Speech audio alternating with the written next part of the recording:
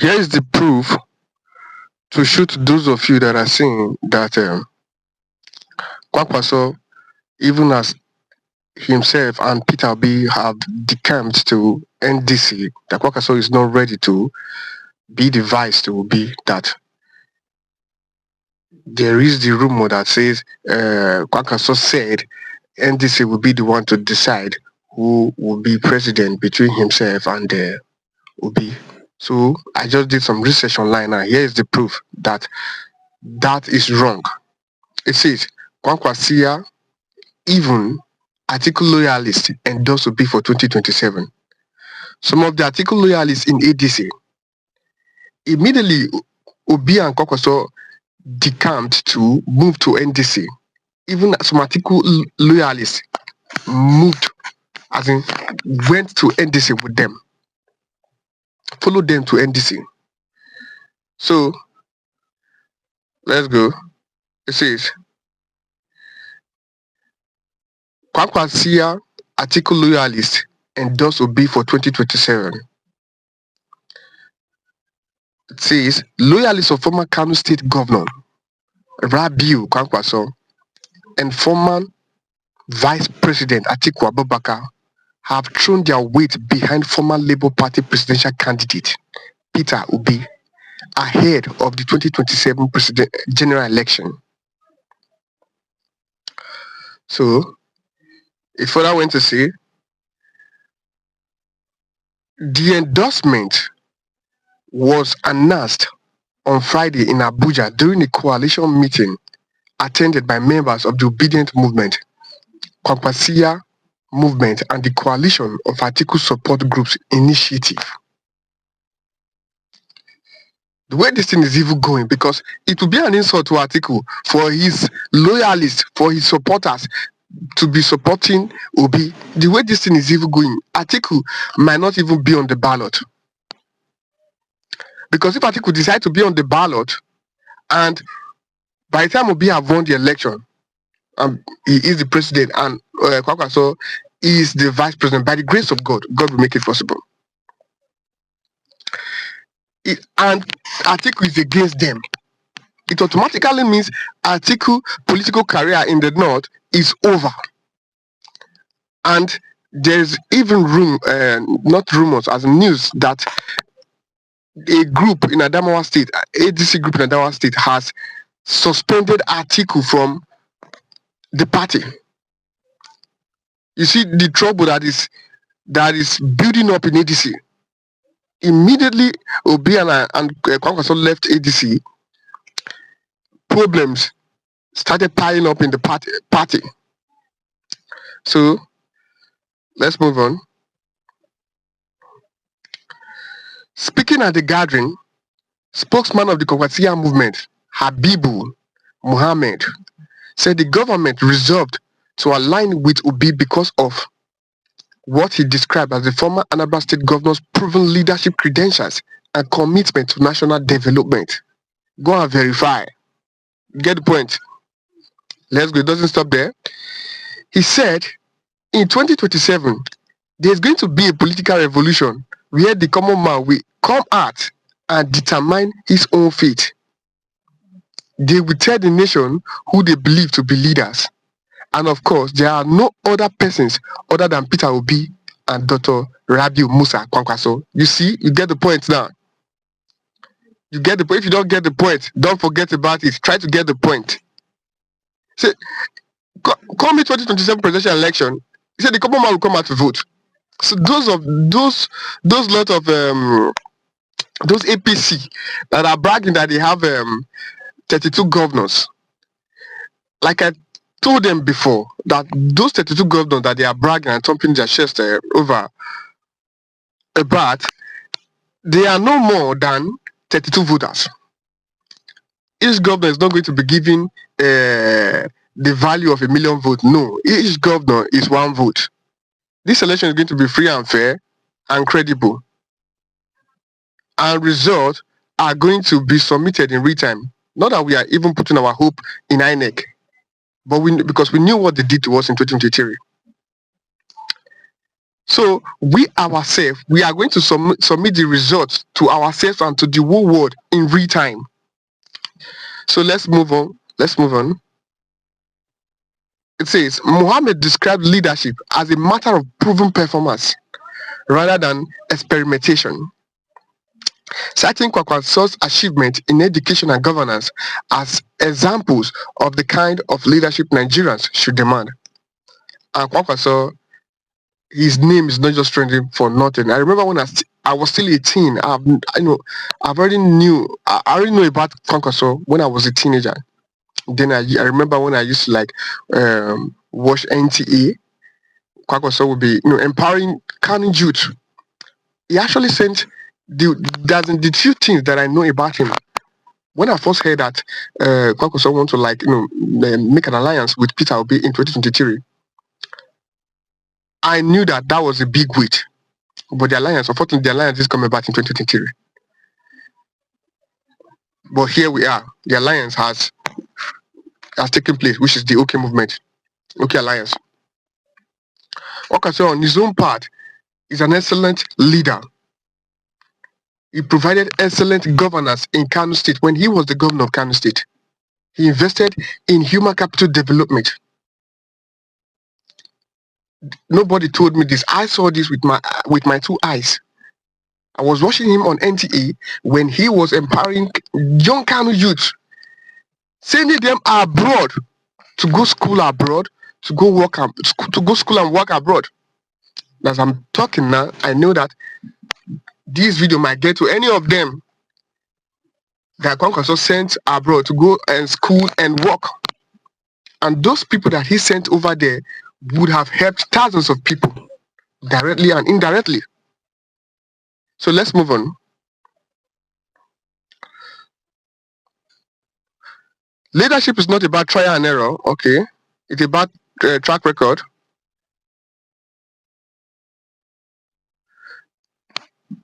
Kwakwaso lost his governorship election. Did he come back in 2011 and won again? Okay.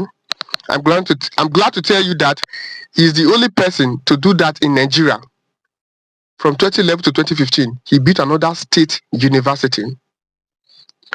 I believe this is enough to tell you what he cares about and what his concerns are.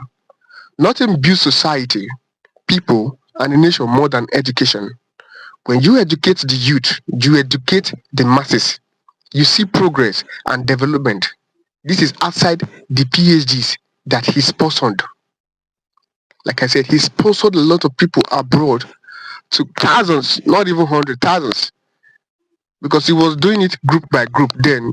I think when I was watching him then, he say these 100 people or these 200 people, like all the documents have been prepared and stuff like that. Then they will fly them out. That's what I saw. The next day, in another instance, you also repeat that same thing. So let's move on. We educate the youth, you educate the masses. Okay. He added that Kwankwasia movement had accepted the need to support another region in the interest of national balance and unity. Okay. Everybody knows he contested for president, but now we have agreed that there is a need to consider other parts of the country, which we all agree is fair. Again, when we look at regions, we also need to look at the track record.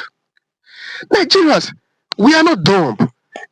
Is it a small thing? Is it an easy thing for somebody who has contested for president to say, okay, I'm going to step down, I'm going to be a vice to this my colleague who also contested for president? Before he will step down, before he will agree to be a vice to such a colleague who also contested for president with him at the same time, in the same election, you will know that he has perceived that colleague to be worthy enough, to be credible enough. Has anybody ever stepped down? Has any presidential aspirant or candidate ever stepped down for Atiku to be the president while he be the vice? Has any presidential candidate or aspirant ever stepped down for Tinubu to be the president while he be the vice? Is this not going to tell you about the materials, the political material, the credible materials in terms of leadership and governance Peter Obi is made of. So let's move on. As Ella said, you don't need trial and error. Leaders. Okay, you don't need trial and error leaders, but people with character and a real track record. You see, that is why from the Kwankwasia movement, we agree that Peter Obi is the kind of exceptional leader we want to follow and align with our leader in terms of education, healthcare, infrastructure, and the general well-being of Nigeria. Mohammed added. Let's go on. Also speaking, the national coordinator of the coalition of Atiku support groups initiative. I don't believe that, because Atiku is not a small man when it comes to Nigeria politics. His loyalists are his loyalists. For his loyalists to be at a venue like this is an insult to Atiku, except he has decided that he is no longer contesting for the presidency. For the loyalists of Atiku is a billionaire in dollars. Don't tell me any rubbish. Atiku is a billionaire in dollars. He's a big political wig in Nigeria, as in, he's a big wig in Nigeria politics. For his loyalists to be in this venue alone, let alone speak, is an insult to Atiku, except they have already perceived it, or it is already understood within their midst that Atiku, needs to calm down, or he needs to take a path where he needs to be more relaxed. Otherwise, he's going to lose his political relevance in the north. So Atiku loyalists were even in this venue, manned up by Obedient Movement and Kwankwasia Movement. So let's listen to what Atiku loyalists said. They said,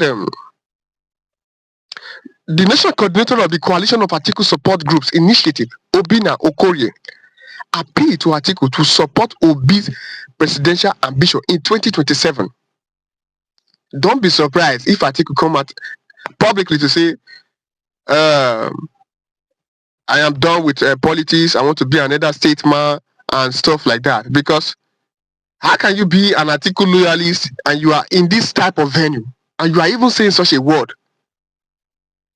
Okorie explained that members of the coalition reached the decision after reviewing the country's political dynamics and Obi's perceived national appeal.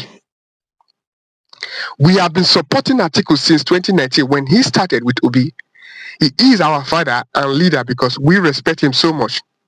I'm happy to say that today we have over 1,000 support groups in CASGI. I think that stands for something. After studying the political dynamics of Nigeria, we came up with the decision that we would beg our father and leader, His Excellency Atiku Abubakar, to support Peter Obi. The reasons are very simple. As in, you as a loyalist of Atiku Abubakar, you would dare go to his mansion in Abuja or his mansion in Adamawa or wherever you find him. Then you guys will kneel down or lie down to beg him. As in, is there something wrong with you? Or you guys have finally understood something? And Atiku himself has finally understood something. And he don't want to face that mountain, that storm, because it is going to bring it down to zero, politically speaking. You see, and the reasons are very simple. If you are a follower of Nigerian politics, you don't need anybody to tell you where the wind is blowing. Don't stand at the direction where the wind is blowing. My guy, it will blow you through way. It says, again, Nigeria has what we call unwritten agreements. I am not an ethnic or religious bigot. These are the things we saw in His Excellency Peter Obi stated. These are Atiku loyalists speaking.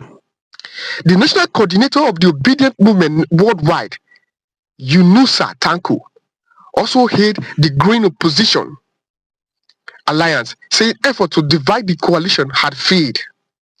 Today signifies the importance of our coalition again. So anybody who is in doubt and thinks the coalition has collapsed is not serious. They get the jerk now. You get the point now. This is because here we have groups from our respected leaders, Atiku, Kwankwaso, and Obi. I hope this in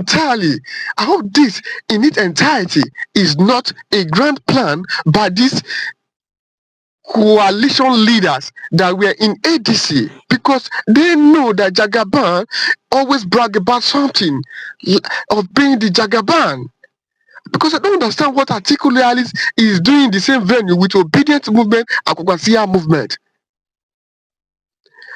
It seems that they have seen the ulterior motives of President Bola Tinubu of turning this country into a is it a fascist regime, or I don't know how to put it, as in a one-party state whereby, as in, it is the tyrants or the rascals that will be in power as long as you have the dollar, or you have clinched the power already. So where you hold, as in they don't already hold where they hold, so they walk on, do the country, make you follow that road.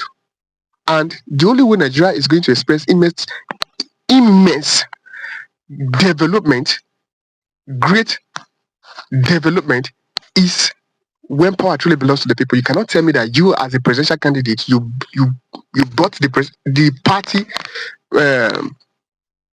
candidacy with millions or billions of dollars, and when the election comes proper, you also spend millions and billions of dollars. Then you now tell me that when you have assumed power, you are going to work for the people 100%. That's a very big lie. You work for the people 10% and you work for yourself 90%, because those billions of dollars you spent, are you not going to recover them? Are you not going to make gain? You're not in democracy. You're not practicing democracy. You are practicing business crazy. These people that are saying that democracy is not favoring Nigeria, are we practicing democracy? No. What we are practicing is business crazy. These people, they buy the power by themselves. So they are attending to themselves. They are not attending to the people. Had it been the people were the one who actually gave them the power, they would have been attending to the people, because they know that the people can remove them from power. So let's move on. To next identify the importance of our coalition again. Okay, I think I've read that before. So anybody who is in doubt and thinks the coalition has collapsed is not serious. This is because here we have groups from our respected leaders, Atiku, Kwankwaso, and Obi. Those who want to create differences among us have failed, because the target is to create a division among us, while they are making an inroad. We must work as a team. This country needs to be savage, Tanko said. The endorsement come amid ongoing political realignment ahead of the 2027 general elections. So,